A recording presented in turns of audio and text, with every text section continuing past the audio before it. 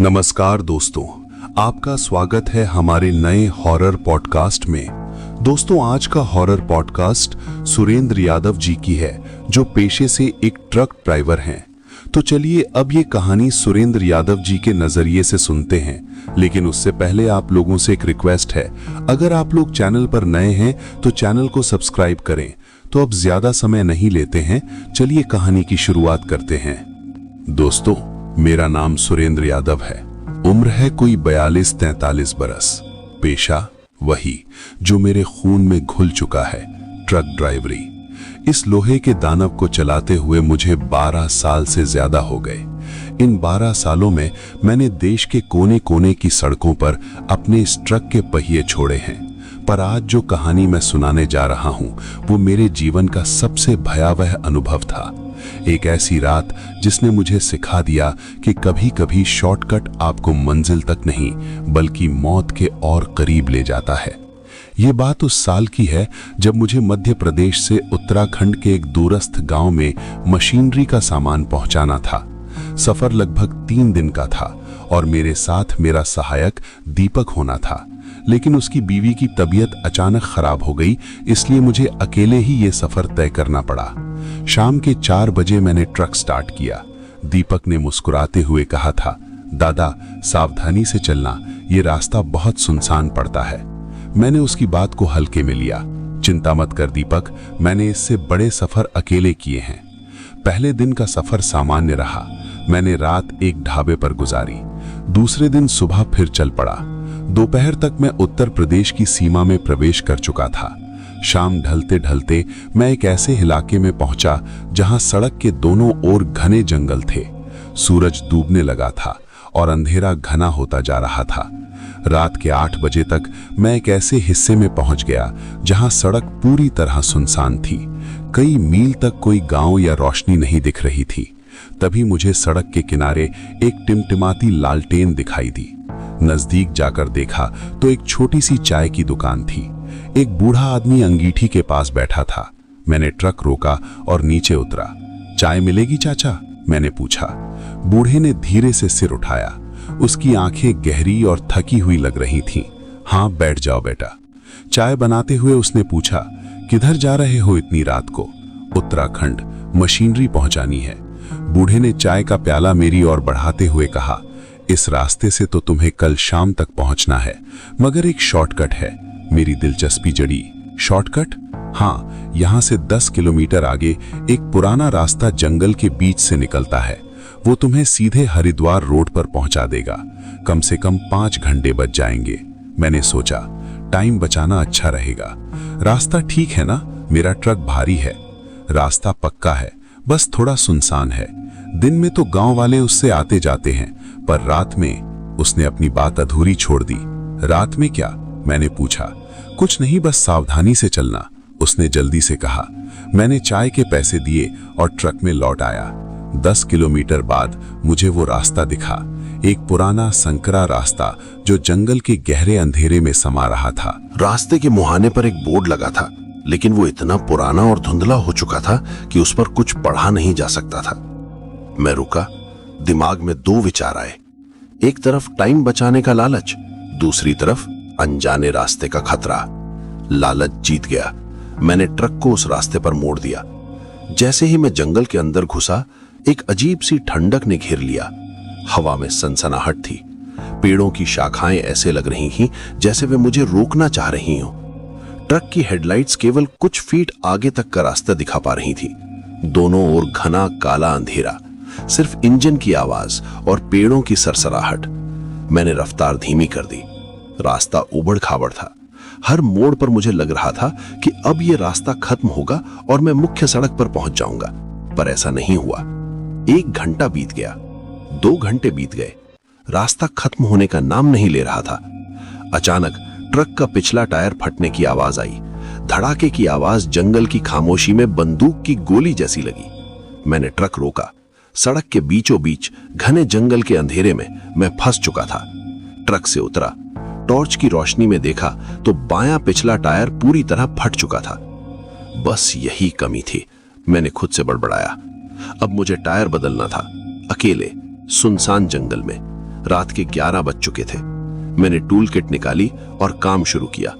हर आवाज मुझे चौंका रही थी। हर पल मुझे लग रहा था कि कोई मुझे देख रहा है।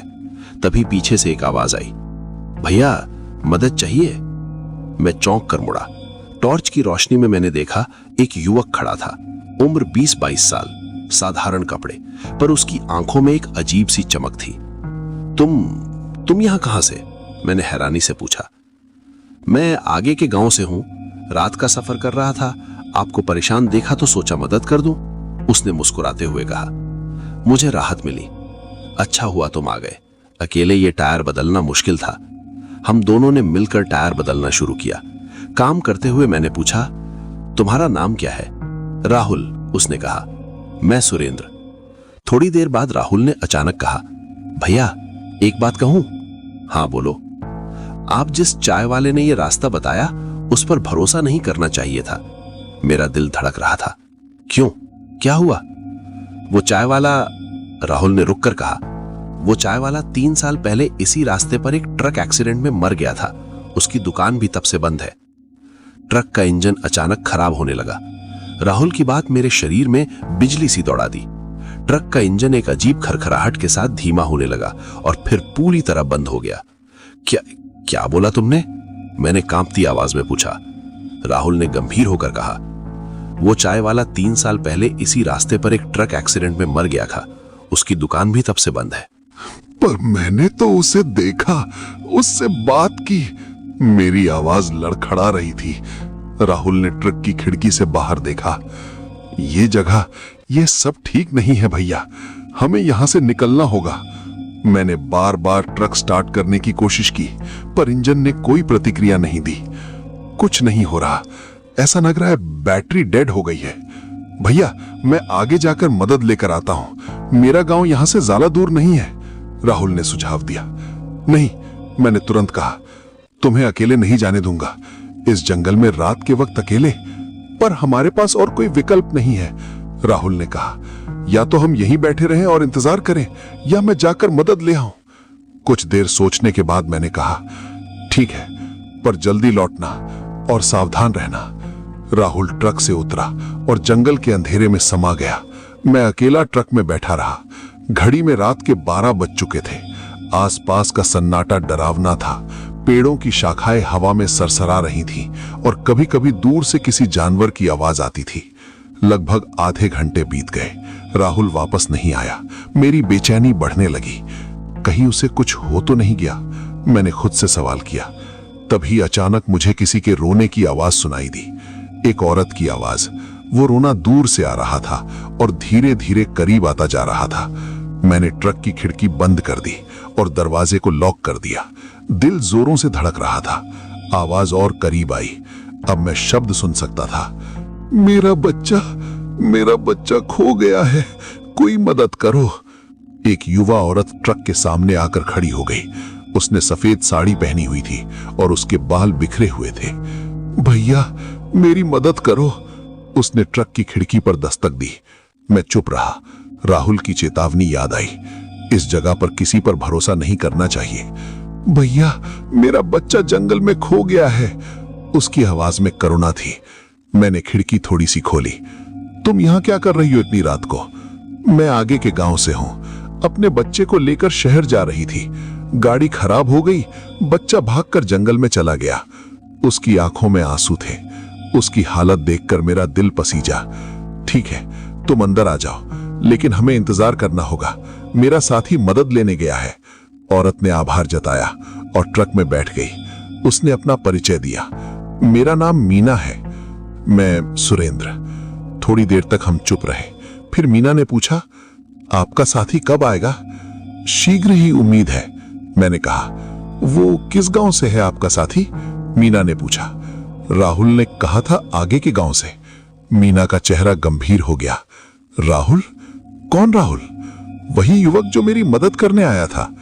मीना ने डरते हुए कहा, भैया इस इलाके में कोई राहुल नाम का युवक नहीं रहता और कोई गांव भी यहां से 10 किलोमीटर के दायरे में नहीं है। मेरी सांसें रुक सी गईं। पर वो तो यही था, उसने मेरी मदद की। भैया आपको धोखा हुआ है। इस जंगल में कई ऐसी आत्माएं हैं जो यात्रियों को गुमराह करती हैं। मैं समझ नहीं पा रहा था कि किस पर विश्वास करूं, राहुल या मीना। तभी दूर से टॉर्च की रोशनी दिखाई दी। कोई आ रहा था। शायद राहुल वापस आ रहा है, मैंने कहा। नहीं भैया, वो राहुल नहीं हो सकता, मीना ने कहा। कृपया मुझ पर विश्वास करो। टॉर्च की रोशनी करीब आती गई और फिर मैंने देखा 3 लोग आ रहे थे, एक बूढ़ा आदमी और 2 युवक। वे ट्रक के पास पहुंचे। बूढ़े आदमी ने खिड़की पर दस्तक दी। मीना ने मेरी बांह पकड़ ली। भैया मत खोलना, ये वो लोग हैं जिनसे मैं डर रही थी। पर बूढ़े के चेहरे पर चिंता थी। बेटा तुम ठीक हो? हमें राहुल ने भेजा है। राहुल? मैंने पूछा। हाँ, वो हमारे गांव पहुंचा और बताया कि एक ट्रक ड्राइवर फंसा हुआ है, हम मदद करने आए हैं। मैंने मीना की तरफ देखा, वो सहमी हुई लग रही थी। बूढ़े आदमी ने आगे कहा, हम तुम्हारे ट्रक को ठीक कर सकते हैं, हमारे पास टूल्स हैं। लालच और जल्दी से निकलने की इच्छा ने मुझे हां कहने पर मजबूर कर दिया। मैंने दरवाजा खोला। तीनों लोग ट्रक के चारों ओर खड़े हो गए। बूढ़े ने कहा, बेटा नीचे उतरो, हम इंजन चेक करते हैं। जैसे ही मैं नीचे उतरा, मैंने महसूस किया कि कुछ गड़बड़ है। तीनों के चेहरे पर अजीब सी मुस्कान थी। तुम्हारी औरत कहाँ है? एक युवक ने पूछा। मैंने ट्रक की ओर देखा। मीना गायब थी। वो तो अभी यहीं थी, मैंने कहा। बूढ़े ने गहरी सांस ली। बेटा तुम्हारे साथ कोई औरत नहीं थी, तुम अकेले ही थे। पर मैंने उसे देखा, उससे बात की। ये जगह तुम्हारे दिमाग के साथ खेल रही है, बूढ़े ने कहा। यहां आने वालों को अक्सर ऐसे दृश्य दिखाई देते हैं। उन्होंने इंजन चेक किया। बैटरी कनेक्शन ढीला हो गया था, एक युवक ने कहा। उन्होंने कनेक्शन ठीक किया और ट्रक स्टार्ट हो गया। अब तुम सुरक्षित हो, सीधे चलते रहो, आधे घंटे में तुम मुख्य सड़क पर पहुंच जाओगे। मैंने उन्हें धन्यवाद दिया और ट्रक में बैठ गया। जैसे ही मैंने ट्रक चलाना शुरू किया, मैंने रियर व्यू मिरर में देखा। तीनों लोग वहीं खड़े थे, लेकिन अब उनके चेहरे बदल चुके थे। उनकी आंखें लाल चमक रही थीं और उनके होंठों पर एक विकृत मुस्कान थी। मैंने रफ्तार बढ़ा दी। पीछे मुड़कर देखा तो वे तीनों गायब हो चुके थे। ट्रक तेजी से आगे बढ़ रहा था। मेरा दिल धड़क रहा था। क्या सच में वे लोग मेरी मदद करने आए थे या कुछ और था? थोड़ी देर बाद मुझे आगे रोशनी दिखाई दी। मुख्य सड़क का नजारा था। मैं राहत की सांस लेने ही वाला था कि तभी सड़क के बीचों बीच एक व्यक्ति खड़ा था। वो राहुल था। उसने हाथ हिलाकर मुझे रुकने का इशारा किया। राहुल सड़क के बीचों बीच खड़ा था। उसके हाथ मेरे ट्रक को रोकने के लिए उठे हुए थे। मेरा दिमाग तेजी से काम कर रहा था। क्या रुकूं या नहीं? मीना की चेतावनी याद आई। इस इलाके में कोई राहुल नाम का युवक नहीं रहता, लेकिन वही राहुल था जिसने मेरी मदद की थी, जिसने मुझे बताया था कि चाय वाला मर चुका है। मैंने ब्रेक लगाए। ट्रक रुक गया। राहुल ट्रक के ड्राइवर साइड की खिड़की के पास आया। भैया आप ठीक हो? मैंने खिड़की थोड़ी सी खोली। हाँ, तुम कहाँ थे? मैंने सोचा तुम मदद लेने गए थे। राहुल का चेहरा गंभीर था। भैया मैं वापस आ रहा था कि मैंने 3 लोगों को आपके ट्रक के पास देखा। मैं छिप गया। वो लोग खतरनाक हैं, पर उन्होंने तो मेरी मदद की, मैंने कहा। ट्रक ठीक कर दिया। राहुल ने सिर हिलाया। वो सिर्फ ऐसा दिखावा कर रहे थे। भैया क्या आपने देखा जब आप ट्रक लेकर चले गए तो उनके चेहरे कैसे बदल गए? मेरी रूह कांप उठी। मैंने तो रियर व्यू मिरर में वही देखा था। चलिए भैया मैं आपको सुरक्षित जगह ले चलता हूं, राहुल ने कहा। यह जगह रात के समय सुरक्षित नहीं है, पर मुख्य सड़क तो बस आगे है, मैंने इशारा किया। वो मुख्य सड़क नहीं है भैया, राहुल ने गंभीर होकर कहा। वो एक भ्रम है। अगर आप उधर गए तो कभी बाहर नहीं निकल पाएंगे। मैं कंफ्यूज हो चुका था। किस पर विश्वास करूं, अपनी आंखों पर या इस अनजान युवक पर? ठीक है, मैंने आखिरकार कहा, लेकिन कहां चलेंगे? मेरे साथ आइए, राहुल ने कहा। एक सुरक्षित जगह है जहां आप रात गुजार सकते हैं। सुबह होते ही मैं आपको मुख्य सड़क तक पहुंचा दूंगा।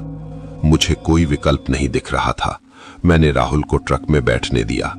बाईं तरफ मुड़िए, राहुल ने निर्देश दिया। मैंने ट्रक को एक संकरे रास्ते पर मोड़ दिया जो जंगल के और गहरे हिस्से में जा रहा था। रास्ता और भी खराब होता जा रहा था। ये रास्ता कहां जाता है? मैंने पूछा।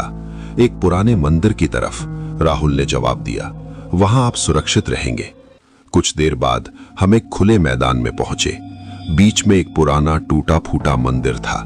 मंदिर के आसपास कई पेड़ थे जिनकी शाखाएं अजीब आकृतियां बना रही थीं। यहां रुकिए, राहुल ने कहा। हम दोनों ट्रक से उतरे। मंदिर का वातावरण डरावना था। हवा में एक अजीब सी गंध थी, बासी फूलों और सड़ी लकड़ी जैसी। अंदर चलते हैं, राहुल ने कहा। मंदिर के अंदर एक पुरानी मूर्ति थी जिसका चेहरा टूट चुका था। मूर्ति के सामने कुछ ताजे फूल और एक जलता हुआ दीपक था। कोई तो है यहाँ, मैंने कहा। हाँ, राहुल ने कहा, मैं रोज आता हूं इस दीपक को जलाने। तुम यहाँ अकेले आते हो इस डरावनी जगह पर? राहुल मुस्कुराया। मुझे डर नहीं लगता भैया। हम मंदिर के एक कोने में बैठ गए। राहुल ने अपने बैग से कुछ बिस्किट निकाले। लीजिए, खा लीजिए, भूख लगी होगी। मैंने बिस्किट ले लिए। तुम बताओ राहुल, आखिर ये जगह है क्या? यहां हो क्या रहा है? राहुल ने गहरी सांस ली। ये जगह शापित है भैया।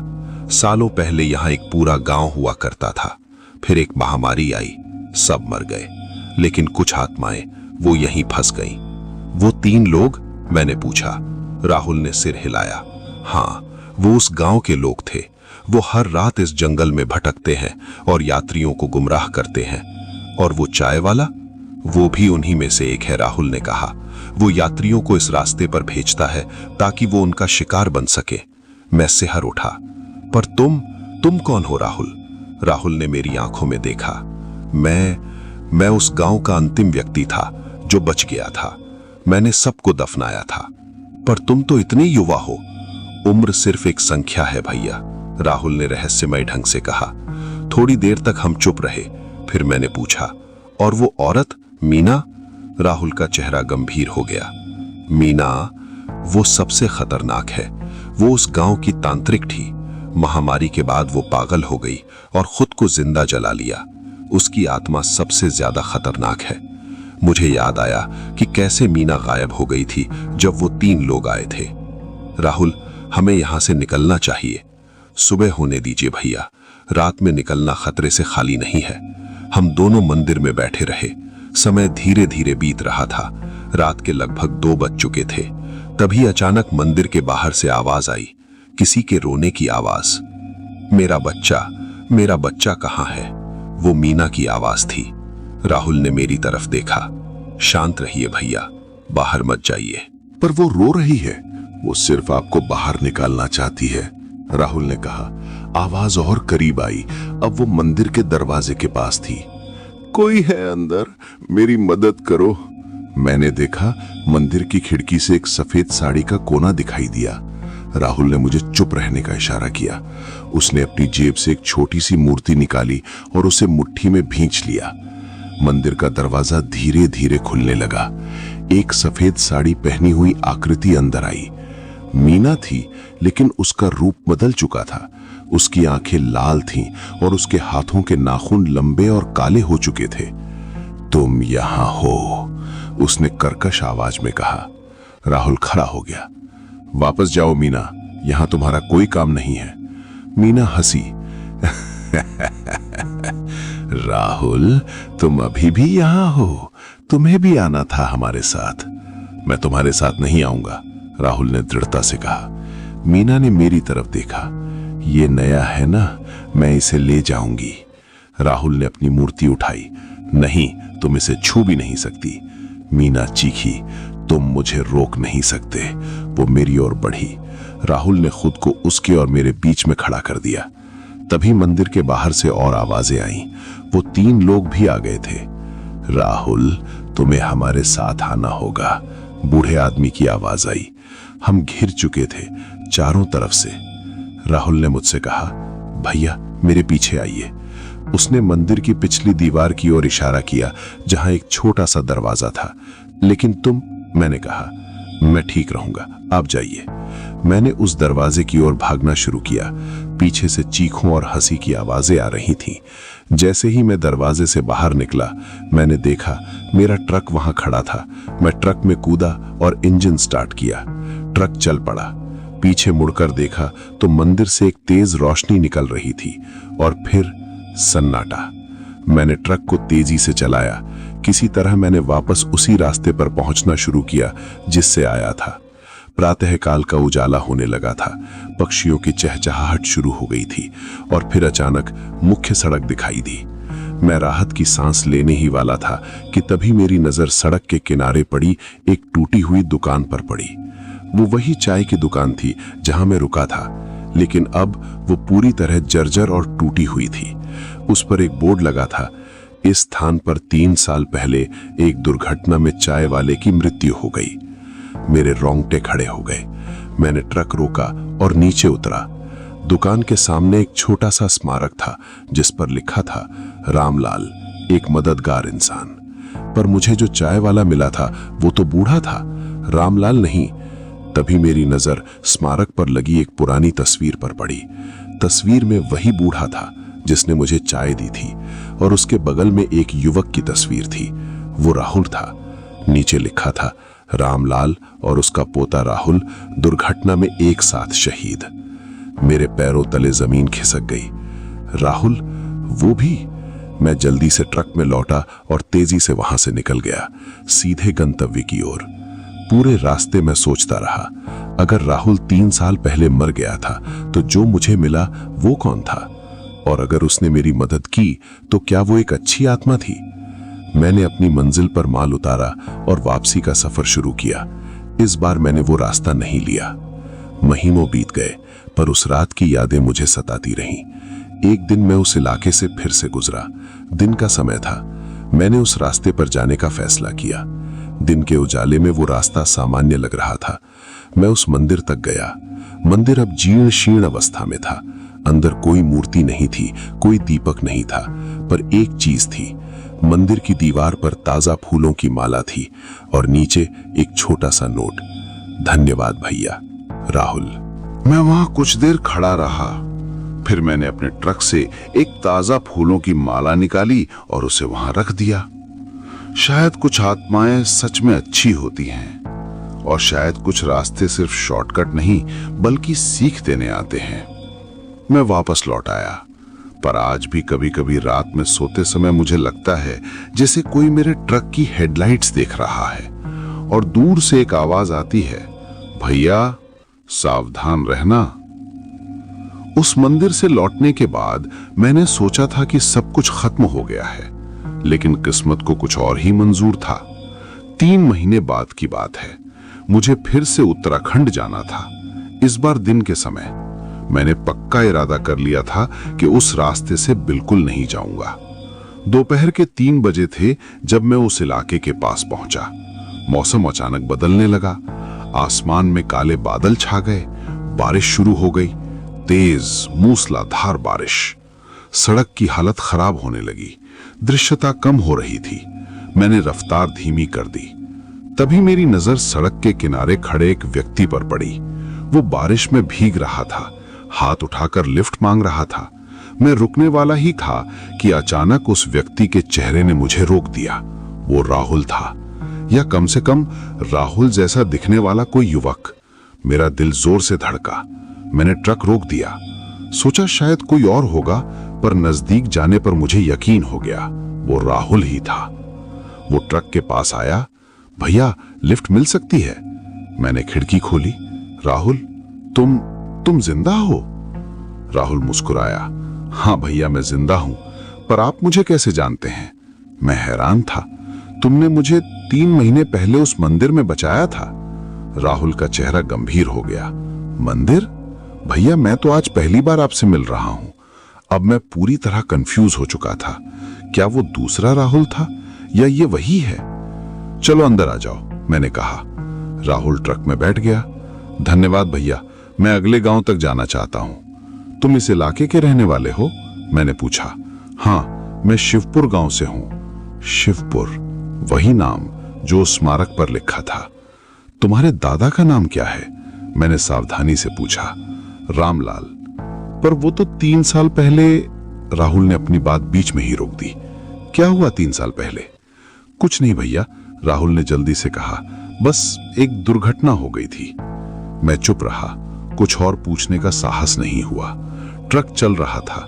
बारिश और तेज हो गई थी। सड़क पर पानी जमा होने लगा था। भैया अगले मोड़ पर बाएं मुड़ जाना, राहुल ने कहा। पर मुख्य सड़क तो सीधी जाती है, मैंने कहा। यह बारिश में सुरक्षित नहीं है, यहां आगे भूस्खलन का खतरा है। मैं एक सुरक्षित रास्ता जानता हूं। मुझे फिर से शक हुआ, क्या यह वही पैटर्न है? क्या ये राहुल भी मुझे किसी शॉर्टकट में फंसाना चाहता है? नहीं, मैं मुख्य सड़क पर ही चलूंगा, मैंने दृढ़ता से कहा। भैया कृपया मेरी बात मानिए, राहुल ने गंभीर होकर कहा। मैं इस इलाके को जानता हूं, यह बारिश खतरनाक है। मैंने राहुल की आंखों में देखा, उनमें चिंता थी, धोखा नहीं। ठीक है, मैंने कहा। अगले मोड़ पर मैंने बाएं मुड़ दिया। यह रास्ता छोटा और संकरा था, लेकिन ऊंचाई पर था। यह रास्ता कहां जाता है? मैंने पूछा। एक पुराने रेस्ट हाउस की तरफ। वहां आप रुक सकते हैं जब तक बारिश कम नहीं हो जाती। कुछ देर बाद हम एक पुरानी इमारत के सामने पहुंचे। ये एक कोठी जैसी थी, शायद ब्रिटिश काल की। यहां रुकिए, राहुल ने कहा। हम दोनों ट्रक से उतरे और कोठी के अंदर गए। अंदर का हाल जर्जर था, लेकिन छत ठीक थी। ये जगह सुरक्षित है, राहुल ने कहा। यहां भूस्खलन का खतरा नहीं है। तुम इसे कैसे जानते हो? मेरे दादा, वो मुझे यहां लाया करते थे, राहुल ने कहा। उसकी आवाज में दर्द था। हम दोनों कोठी के बरामदे में बैठ गए। बारिश की आवाज शांत करने वाली थी। राहुल, सच बताओ, तुम वही हो ना जो मुझे 3 महीने पहले मिला था? राहुल ने कुछ देर सोचा। भैया, मैं नहीं जानता आप किसकी बात कर रहे हैं, पर कुछ अजीब बातें हुई हैं। क्या बातें? कभी कभी लोग कहते हैं कि उन्होंने मुझे कहीं और देखा है, जहां मैं कभी गया ही नहीं। और कभी कभी मुझे खुद सपने आते हैं, अजीब सपने। कैसे सपने? जैसे मैं किसी की मदद कर रहा हूं, किसी ट्रक ड्राइवर की, राहुल ने कहा। मेरे रोंगटे खड़े हो गए। पर वो सिर्फ सपने हैं ना? राहुल ने पूछा, मानो खुद को समझाना चाह रहा हो। शायद सपने नहीं है, मैंने कहा। मैंने उसे पूरी कहानी सुनाई। वो रात, वो मंदिर, वो आत्माएं, सब कुछ। राहुल चुपचाप सुनता रहा। जब मैंने खत्म किया तो वो कुछ देर तक चुप रहा। तो वो सब सच था? उसने धीरे से पूछा। मेरे लिए तो सच था, मैंने कहा। पर कैसे? मैं तो यहां हूं, जिंदा। मुझे नहीं पता राहुल। कुछ रहस्य ऐसे होते हैं जिनका कोई जवाब नहीं होता। शाम ढलने लगी थी, बारिश थोड़ी कम हुई थी। हमें चलना चाहिए, मैंने कहा। हाँ, राहुल ने कहा। हम ट्रक की ओर चले। तभी अचानक कोठी के पीछे से एक आवाज आई, एक औरत की आवाज। राहुल, तुम यहां हो। राहुल सहम गया। वो आवाज कौन है? मैंने पूछा। मैं नहीं जानता, पर यह आवाज, मैं इसे अपने सपनों में सुनता हूं। एक सफेद साड़ी पहनी हुई आकृति कोठी के कोने से निकली। मीना थी, पर इस बार उसका रूप और भी डरावना था। उसकी आंखें पूरी तरह काली थीं और उसके होंठ नीले पड़ चुके थे। राहुल, तुम्हें आना ही था, मीना ने कहा। तुम कौन हो? राहुल ने डरते हुए पूछा। मैं तुम्हारी दादी हूं राहुल, तुम्हें याद नहीं? राहुल ने सिर हिलाया। मेरी दादी तो बहुत पहले मर चुकी हैं। मर चुकी? मीना हंसी। कोई नहीं मरता बेटा, सब यहीं रहते हैं। मैंने राहुल का हाथ पकड़ा। चलो यहां से चलते हैं। नहीं, मीना चीखी। राहुल यहीं रहेगा, उसे आना ही था, उसकी जगह यहीं है। क्या मतलब? मैंने पूछा। वो दुर्घटना नहीं थी, मीना ने कहा। हमने उसे रोका था, रामलाल और राहुल को हमने बचा लिया था, हमेशा के लिए। राहुल का चेहरा सफेद पड़ गया। तुम क्या कह रही हो? तुम मरते नहीं बेटा, तुम हमारे साथ रहते हो, इसी जंगल में, हमेशा के लिए। मैंने राहुल को ट्रक की ओर खींचा। चलो अभी। हम दोनों ट्रक में कूदे। मैंने इंजन स्टार्ट किया, ट्रक चल पड़ा। पीछे मुड़कर देखा तो मीना वहीं खड़ी थी, मुस्कुरा रही थी। वो क्या बात कर रही थी? राहुल ने कांपते हुए पूछा। मत सोचो, मैंने कहा, बस भूल जाओ। पर राहुल भूल नहीं पा रहा था। उसने कहा, हम मरे नहीं हैं, पर मैं तो जिंदा हूं। तुम जिंदा हो राहुल, यही मायने रखता है। हम मुख्य सड़क पर पहुंच गए। बारिश रुक चुकी थी। तुम्हारा गांव कहां है? मैंने पूछा। आगे है, पर मैं नहीं जानता कि अब वहां जाना चाहिए या नहीं। क्यों? क्योंकि अगर वो सच है जो उस औरत ने कहा, तो शायद मैं। राहुल ने अपनी बात पूरी नहीं की। मैंने ट्रक रोक दिया। राहुल सुनो, तुम जो भी हो, जहां भी हो, तुम एक अच्छे इंसान हो। तुमने मेरी मदद की, बस यही मायने रखता है। राहुल ने मुस्कुराने की कोशिश की। शुक्रिया भैया। मैंने उसे उसके गांव तक छोड़ा। गांव के बाहर खड़े होकर उसने कहा, भैया एक वादा करेंगे? क्या? अगर कभी फिर से इस रास्ते से गुजरें और मुझे देखें तो रुकिएगा मत, चले जाइए। पर कृपया भैया, यही वादा करें। मैंने हां में सिर हिलाया। राहुल गांव की ओर चल पड़ा। मैंने ट्रक पलटा और वापसी का सफर शुरू किया। कुछ किलोमीटर चलने के बाद मैंने रियर व्यू मिरर में देखा। सड़क के किनारे एक युवक खड़ा था। वो राहुल था, पर वो मेरी तरफ देख रहा था, मुस्कुरा रहा था, और फिर धुंधला होता गया और गायब हो गया। मैंने रफ्तार बढ़ा दी। पूरे रास्ते में सोचता रहा, क्या राहुल सच में जिंदा था या वो भी? मैंने कभी नहीं जाना और शायद कभी जान नहीं पाऊंगा। पर एक बात मैं जानता हूं, कुछ रास्ते सिर्फ सड़कें नहीं होती, कुछ सफर सिर्फ यात्राएं नहीं होती, और कुछ मुलाकातें सिर्फ संयोग नहीं होती। मैंने कसम खाई कि कभी उस रास्ते से नहीं जाऊंगा, पर कभी कभी रात में जब मैं सोने जाता हूं, मुझे लगता है कोई मेरे दरवाजे पर दस्तक दे रहा है और एक आवाज आती है, भैया मैं वापस आ गया हूं। 1 साल बीत गया था उस घटना को। मैंने उस रास्ते से दूर रहने की कसम खा ली थी, पर किस्मत को कुछ और ही मंजूर था। उस दिन मुझे एक इमरजेंसी डिलीवरी लेनी थी। एक बीमार बच्चे के लिए दवाइयां जो देर रात तक हरिद्वार पहुंचानी थी। यही एक रास्ता था जो समय बचा सकता था। मैंने बहुत सोचा, बच्चे की जान बचाना जरूरी था। मैंने हिम्मत जुटाई और उस रास्ते पर चल पड़ा। रात के 10 बजे थे। ट्रक की हेडलाइट्स ने अंधेरे को चीरा। मेरा दिल तेजी से धड़क रहा था। हर पेड़, हर मोड़ मुझे डरा रहा था। तभी अचानक ट्रक की लाइट्स ने सड़क के किनारे एक आकृति को रोशन किया। वो राहुल था। उसने हाथ हिलाकर रुकने का इशारा किया। मुझे उसका वादा याद आया, रुकिए मत, चले जाइए। मैंने रफ्तार बढ़ा दी। जैसे ही मैं उसके पास से गुजरा, मैंने उसकी आंखों में देखा। उनमें डर नहीं, एक तरह की शांति थी। कुछ दूर जाने के बाद ट्रक का इंजन अचानक खराब होने लगा। वही पुरानी समस्या, खरखराहट, फिर सन्नाटा। ट्रक रुक गया। मैंने कोशिश की, पर इंजन नहीं चला। मैं फंस चुका था, ठीक उसी जगह जहां पहली बार फंसा था।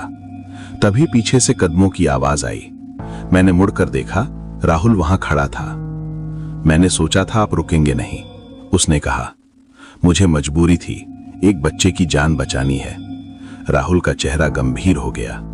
चलिए, मैं मदद करता हूं। उसने ट्रक चेक किया। बैटरी कनेक्शन ढीला हो गया है।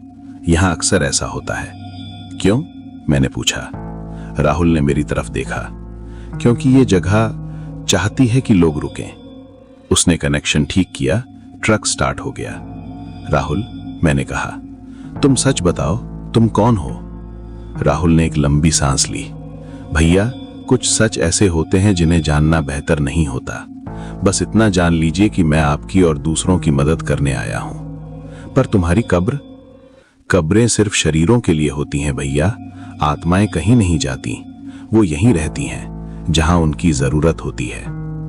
मैं समझ गया। राहुल की आत्मा इस रास्ते पर फंसे लोगों की मदद करने के लिए यहीं थी। चलिए, आपको जल्दी है, राहुल ने कहा। मैंने ट्रक चलाया। राहुल मेरे साथ बैठा था। मैं आपको सुरक्षित मुख्य सड़क तक छोड़ दूंगा। रास्ते में मैंने पूछा, वो औरत मीना, वो कौन थी? मेरी दादी, राहुल ने कहा। पर वो वह नहीं रही जो पहले थी। महामारी के बाद उसने गलत रास्ता चुना। वो लोगों को फंसाना चाहती है। मैं उसे रोकता हूं। तुम अकेले? नहीं, दादा भी हैं और कुछ और जो अच्छे हैं। हम मिलकर इस रास्ते को सुरक्षित बनाने की कोशिश करते हैं। मुख्य सड़क नजदीक आ रही थी। राहुल, मैंने कहा, क्या तुम्हें शांति नहीं मिल सकती? राहुल मुस्कुराया। मुझे शांति तब मिलेगी जब यह रास्ता सुरक्षित हो जाएगा। जब कोई यहां नहीं फंसेगा, तब तक मैं यहीं रहूंगा।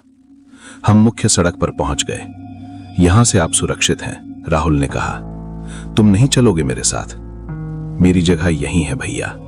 राहुल ने ट्रक से उतरने लगा। रुको, मैंने कहा।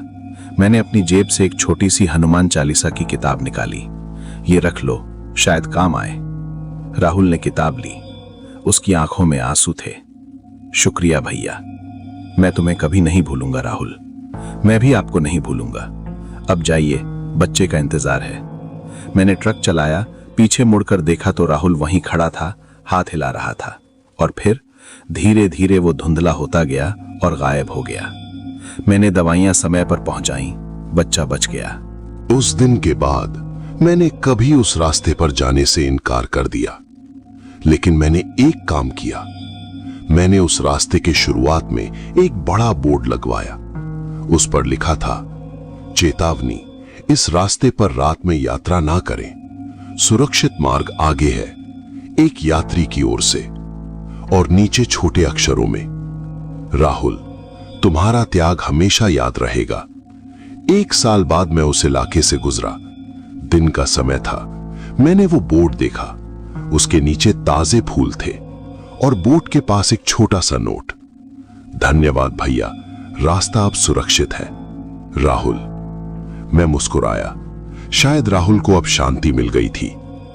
आज भी जब मैं उस इलाके के पास से गुजरता हूं तो कभी कभी लगता है जैसे कोई मेरे ट्रक को देख रहा है और दूर से एक आवाज आती है, सुरक्षित यात्रा भैया। कुछ रास्ते सिर्फ सड़कें नहीं होते, कुछ सफर सिर्फ यात्राएं नहीं होती, और कुछ मुलाकातें वक्त के साथ धुंधली नहीं पड़ती। राहुल शायद इस दुनिया में नहीं है, पर वो उन लोगों की यादों में जिंदा है जिनकी उसने मदद की, और शायद यही सच्ची अमरता है।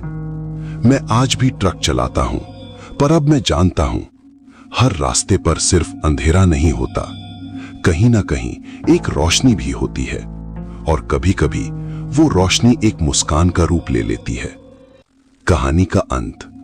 सीख, कभी भी शॉर्टकट के लालच में ना पड़े, और याद रखें, कुछ आत्माएं सिर्फ भटकती नहीं बल्कि दूसरों की रक्षा करती हैं। अगर आपको हमारी कहानी पसंद आई हो तो इसे लाइक, शेयर और चैनल को सब्सक्राइब करना मत भूलिए। आपका सपोर्ट हमारी नई कहानियों के लिए बहुत मायने रखता है।